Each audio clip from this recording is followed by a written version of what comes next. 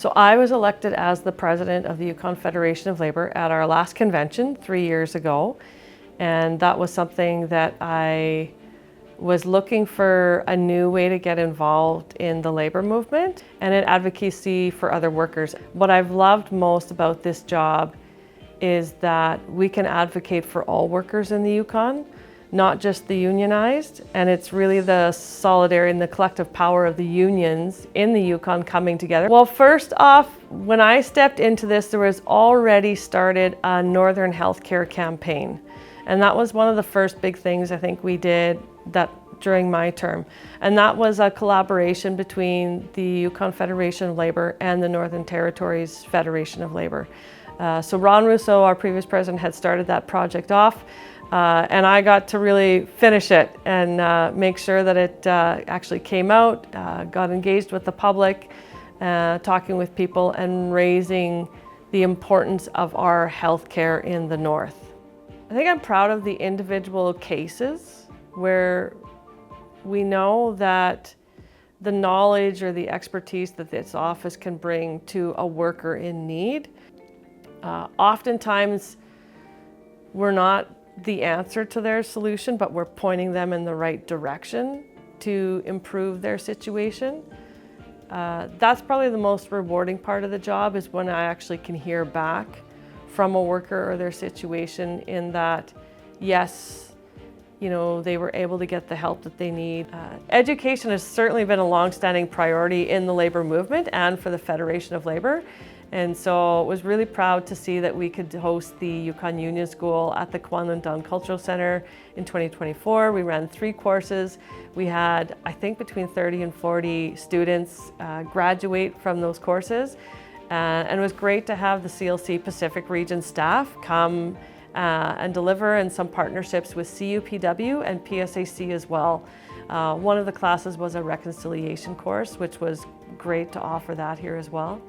So another thing that happened in the last few years was the heap leach failure at Victoria Gold and the immediate shutdown and temporary layoff of hundreds of workers in the Yukon, which later became a permanent layoff for those workers.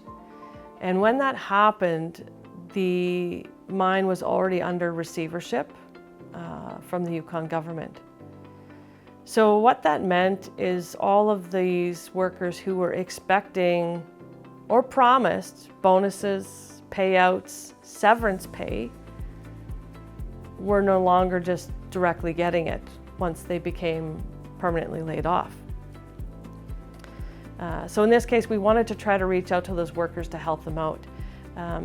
We did do a fair bit of advocacy, and we had a number of workers reach out to our office that we either helped them with their applications or walked them through the steps, or we actually had a couple of meetings with the receiver to ensure that they were clear on the concerns of the workers and the information that they needed to be putting out in a timely manner. So another thing that we have done really well over the past few years, we've been able to meet with a number of members of Parliament.